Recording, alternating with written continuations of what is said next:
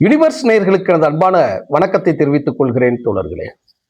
நாங்கள் இப்போத்தான் பிரச்சாரங்களை எல்லாம் முடித்து கொண்டு வாரோம். இப்போ அலுவலகத்துக்கு வந்து சேர்ந்தாச்சு. மக்கள் பணிக்காக என்னென்ன தேர்தல் வேலைகள் செய்வது அப்படின்ட்டு திட்டமிட்டுக்கிட்டு இருக்கக்கூடிய நேரத்தில் தொலைக்காட்சி எல்லாம் டும் டும்னு ஒரே பரபரப்பு. சரி, ஏதோ ஒரு சட்டங்கள் போட்டாங்களா, இல்லைன்னா ஈரானில் போர் நிறுத்தப்பட்டது மீண்டும் குண்டு போட்டாங்களா அப்படிங்கிற ஒரு செய்தி, இல்லை லெபனானில் குண்டை போட்டாங்களா, இல்லை ரெண்டு பேரும் சேர்ந்து இஸ்ரேல் மேலே குண்டு போட்டாங்களா, இப்படிலாம் நம்ம யோசிச்சுக்கிட்டு இருக்கிற நேரம்.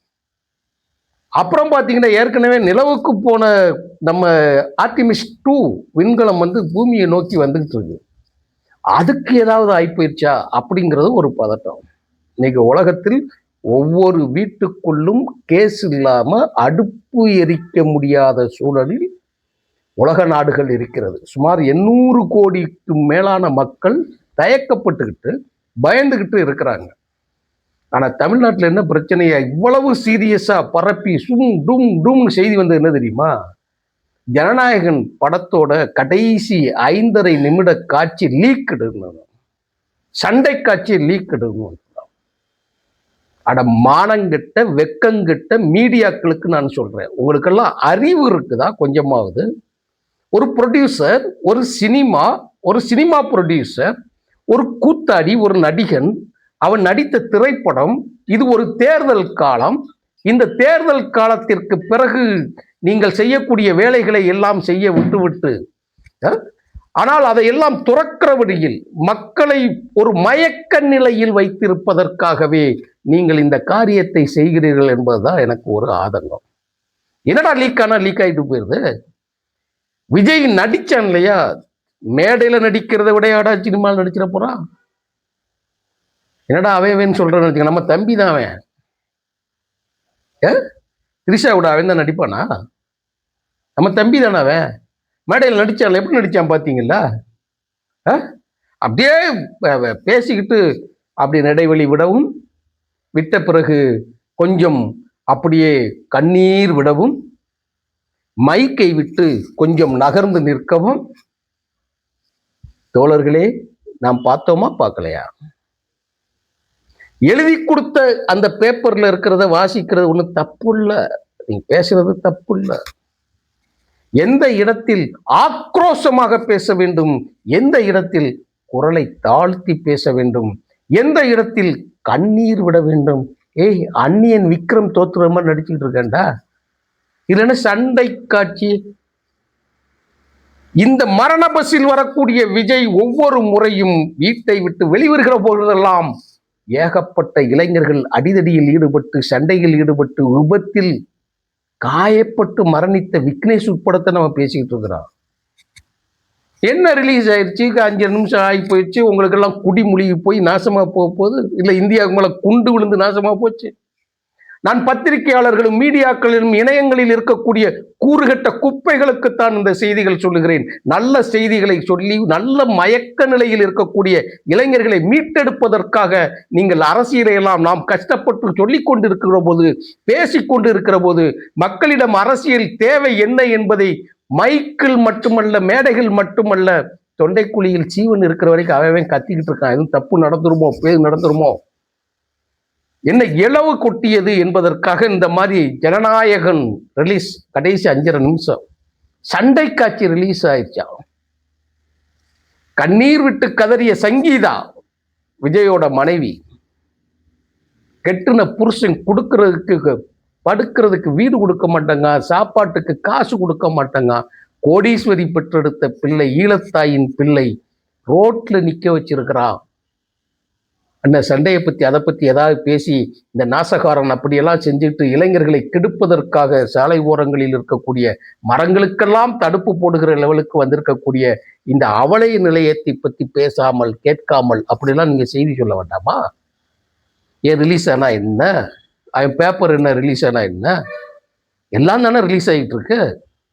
2 தானே அவனுக்கு ரிலீஸ் ஆகுது. அவன் நிக்கிற தொகுதி முதற்கொண்டு 1 வாரத்துக்கு முன்னாடியே, 20 நாளைக்கு முன்னாடியே ரிலீஸ் ஆயிடுச்சு இல்லையா?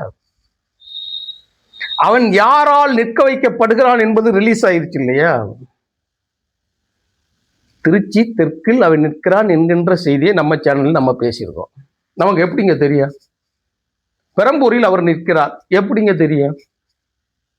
இவன் வீட்டுக்குள்ள இருந்து கட்சி ஆபீஸ்க்கு வர்றதே வெளியில யாருக்கும் தெரியாத லெவல்ல உள்ள இருக்கக்கூடிய மீடியாக்கள்ல கசிய விடுறது யாரு? இன்னும் முட்டாளா இங்க இருக்கோம். பெரம்பூர்ல யார் இருக்கா? சாதாரண மக்கள் இருக்கார்கள். அதையும் தாண்டி அங்க யார் இருக்கா? தலித்திய தோழர்கள் இருக்கார்கள், எளிய மனிதர்கள் இருக்கிறார்கள். அது போக அது ஒரு சின்ன தொகுதி. அந்த இடத்துல இருக்கிறதுனால நாங்க போய் அங்க நிக்கிறோம்னு சொல்லிட்டு அந்த பெரம்பூர் நிகழ்ச்சி எப்படி ரிலீஸ் ஆச்சு? யார் சொல்லி ரிலீஸ் ஆச்சு? சரி, விஜய் தெற்கு தொகுதியில் நிக்க போகிறார் திருச்சியில.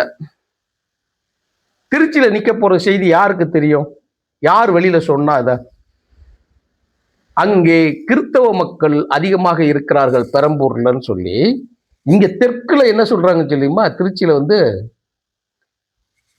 பிள்ளைமார் சமூகம் இருக்கா, வேளாளர்கள் இருக்கிறாங்கன்னு சொல்லி. பாத்தீங்க இல்லையா? மதத்தால் இவர் கிறிஸ்தவர், அதனால பெரம்பூர் கம்ஃபர்ட் ஒரு ஜோன். இங்க வேளாளர், பிள்ளை வேளாளர் பரதவர்கள் அப்படின்னு சொல்லி பல பெயர்கள் இருக்கக்கூடிய பிள்ளைமார் நிற்கக்கூடிய தொகுதி. இதை முதல்ல நான் ஒரு 2 வருஷத்துக்கு முன்னாடி எழுதினேன். கட்சி ஆரம்பிக்கும் போது எழுதினேன். நான் எழுதும்போது யாரும் உனக்கு எப்படி தெரியும், இதெல்லாம் யாரு சொன்னா, என் முகநூலில் எழுதியிருக்கிறேன். நான் 20 வருஷத்துக்கு முன்னாடி அவங்க அப்பா எஸ்.ஏ. சந்திரசேகர் எழுதியிருக்கேன்ல, அதைத்தான் நம்ம எழுதினோம். அது எப்படி ரிலீஸ் ஆச்சு? அப்போ தன் சாதி சார்ந்து தன் மதம் சார்ந்து நிற்கக்கூடிய செய்தியை கசிய விட்டு மக்களை தயார்படுத்த விட்டு அரசியல் படுத்தப்பட்டு அந்த இடத்துக்கு வாரான்னு சொல்லி வாரான் இல்லையா? அப்புறம் இது மட்டும் ஜனநாயகன் மட்டும் யாரோ ஒரு ஆள், இப்ப நீங்களும் இதை இப்ப கேட்டுக்கிட்டு இருக்கோம் தோழர்கள் யாரோ கேட்டுக்கிட்டு இருப்பீங்க. இந்த கேட்டுக்கிட்டு இருக்கக்கூடிய நீங்களும் நானும் போய் அந்த படத்தோட சண்டை காட்சி மட்டும் வெட்டி தூக்கி கொண்டு வந்து இணையத்தில் ஏற்ற முடியுமாங்க? சுத்த பைத்தியமா இருக்குது. யார் ஏற்றுவா? 2 கேள்வி 2 காட்சி. அப்போ நீங்க காட்சியிலிருந்து எப்படி வெளியில வர்றதுக்குன்னா, ஒன்று ப்ரொடியூசர் வெளியே விடணும், இல்லைன்னா டைரக்டர் வெளியே விடணும். இல்லை எல்லாமே வெளியே வர்றது எப்படிங்கிறத நான் ஒரு சின்ன விஷயம் சொல்லட்டுமா? அது சொன்னா யாரும் தப்பா எடுக்கக்கூடாது. ஒரு இதுல கோர்ட்டுக்கு சங்கீதா அம்மா கேஸ் போட்டது, அவ ஒய்ஃப் கேஸ் போட்டது. 2 வருஷமா கேஸ் நடந்துட்டு இருக்கு. சங்கீதா சார்பில் ஒரு வக்கீல் போடுறாங்க, விஜய் சார்பில் ஒரு வக்கீல் போறாங்க. 2 பேருக்குள்ள காம்ப்ரமைஸ் ஆகல. காம்ப்ரமைஸ் ஆகாத காரணத்தினால் என்னை விடுவிக்க, அதாவது திருமண உறவிலிருந்து என்னை விடுவிக்க வேண்டும், எனக்கு தேவையான உதவிகளை பெற்றுக்கொள்ள வேண்டும் என்பதற்காக, எனக்கும் என் பிள்ளைகளுக்கும் ஜீவனாம்சம் பெற்றுக்கொள்ள வேண்டும் என்பதற்காக கோர்ட்டுக்கு போனது. 2 வருஷம் நடந்துகிட்டு இருக்கு. இப்போ இங்க வந்தாச்சு. கோர்ட்டோட நகலை வெளியிட்டது யாரு? அதான் கேள்வி. வெளியிட்டது யாரு?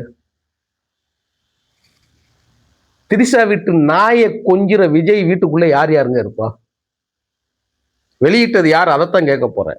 திரிஷா வீட்டு நாய் இருக்கு இல்லையா, அந்த நாயை கொஞ்சின நாய் படம் இருக்குல்ல, நாய் கொஞ்சிற நாய் படம் இருக்குல்ல, அந்த நாய் படத்தை வெளியிட்ட, அந்த நாய் படத்தை வெளியிட்டது யாரு? சொல்லுங்க. திரிஷா வீட்டுக்குள்ள யாருங்க போக முடியும்? ஒன்று இவ வெளியிடணும், இல்லைன்னா திரிஷா வெளியிடணும், இல்லைன்னா வேண்டாம் தப்பா போயிடும், அந்த வீட்டுக்குள்ள ஆள் வெளியிடு. வேற யாருங்க வெளியிடுவா? இது அப்படியே இங்க வாங்க. ஜனநாயகம் படத்தை ஒன்று யார் வெளியிடணும்? ப்ரொடியூசர் வெளியிடணும், அப்படி இல்லைன்னா அதில் நடிச்சே வெளியிடணும், இல்லைன்னா டைரக்டர் வெளியிடணும். வேற யார் வெளியிட்டிருப்பா? அப்ப திரிஷா வீட்டு நாயை வெளியிட்ட நாய் படம்னு இந்த ஜனநாயகன் படத்துல இருக்கக்கூடிய அந்த ஸ்கிரீன் படத்தை 2 யோசிச்சு பாருங்க. அடிக்கடி உங்களுக்கு இந்த நாய் படம் வந்துகிட்டு போய்கிட்டே இருக்கும். யாரடா ஏமாத்துறீங்க நீங்க? பரபரப்புக்கு உங்களுக்கு என்ன சினிமா மட்டும்தான் கிடைச்சுதா? இன்னும் மக்களை ஏமாத்துற, இன்னும் பரபரப்பை கூட்டுறதுக்கு படம் ரிலீஸ் ஆயிடுச்சு, நாளைக்கு இவன் எந்த இடத்துக்கு பிரச்சாரத்துக்கு போறானோ அங்க மக்களை கவனம் ஈர்ப்பதற்காக இந்த செய்திகளை கொண்டு வந்து ஒரு ப்ரெஷர் கொடுக்கலாம், பெரிய ப்ரெஷர். அந்த காட்சி எல்லாம் முடிஞ்சு போச்சா? அதுக்கெல்லாம் இருந்ததா? சரி, இந்த படம் கரூரில் இருக்கக்கூடிய காட்சிக்காக, இந்த படத்திற்காகத்தான் கரூரில் ஷூட்டிங் செய்யப்பட்டது. 64 கேமராக்கள் வைக்கப்பட்டது. அந்த வண்டி இருக்கு இல்லையா, மரண பஸ், அந்த மரண பஸ்ஸுக்குள்ள ஏகப்பட்ட டைரக்டர் உள்ளிட்ட நபர்கள் இருந்ததாகவும் அதில் இருக்கக்கூடிய காட்சிகள் இடம்பெற்று வந்துச்சா வரலையா? யார் வெளியிட்டா? வெளியிட்டது யாரு? இப்போ எடப்பாடி தொகுதியில போட்டியிடாம ஓடுனது யாரு? ரெண்டையும் கனெக்ட் பண்ணி பார்க்கணும் தோழர்களே, ரெண்டையும் கனெக்ட் பண்ணி பார்க்கணும். காங்கிரஸ்ல இருந்து வெளியேறி அங்க ஓடினவன் யாரு? இது ஒன்றும் சும்மா ரிலீஸ் ஆகல. இது ரிலீஸ் ஆயிருச்சு, ஓ உடனே இவங்கெல்லாம் மீடியாவெல்லாம். சரி, மீடியாவுக்கு இந்த ரிலீஸ் பண்ண தகவல் ஒன்று போல கொடுத்தது யார்? இந்த செய்தி ஒன்று போல பரபரப்பு ஆக்கப்பட்டது யார்? சும்மா ஒன்று போட்டுருவானா?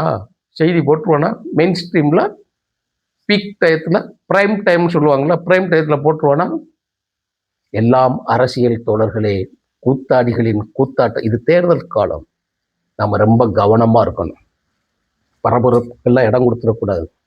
யார் ஆட்சிக்கு வர வேண்டும், விருப்பு வெறுப்புகளை தள்ளி வைத்து விட்டு பின்னால் இருக்கக்கூடிய ஒரே ஒரு காட்சியோட முடிக்கிறேன் தோழரும். இந்த கரூர் காட்சியை வச்சு எல்லாம் வச்சு தான் சிபிஐ டெல்லி வழக்கு போனாங்க. அப்படியே பஸ்ஸுக்குள்ள வேனுக்குள்ள பம்மிக்கிட்டு உள்ள போனா எல்லாமே இருந்தது. இந்த எலெக்ஷன் ஏடிஎம்கே கூட்டணி எல்லாம் உறுதி செய்யப்பட்டு கடைசி நாள் நீ டெல்லிக்கு வந்தே ஆகணும்னு சொல்லி இவனை பேக்கப் பண்ணி தீட்டு போன சிபிஐ விசாரணை முடிஞ்சு வெளியே வரும்போதே அப்படியே ஷூட்டிங்கில் அப்படி பார்த்தீங்கன்னா அந்த காட்சி இருக்கு, நம்ம ஏற்கனவே போட்டிருக்கிறோம். அந்த காட்சி அப்படியே பார்த்தீங்கன்னா அப்படியே ஒரு ஸ்க்ரீன்ல இருந்து அப்படி வெளியில அப்படி கையை ஆட்டிக்கிட்டே வெளியே வருவார். சிபிஐ ஸ்கூல்லேருந்து யாராவது கையை ஆட்டிக்கிட்டு வர முடியுமாங்க? எங்கேயாவது பார்த்துருக்கீங்களா? சரி, உள்ள என்ன நடந்துச்சு இப்போ வரைக்கும் உங்களுக்கு எனக்கும் தெரியுமா? நமக்கு தெரியும் என்ன நடந்திருக்கு. இதே மாதிரி தான் அதுவும் ரிலீஸ் ஆகும். நன்றி, வணக்கம் தோழர்களே.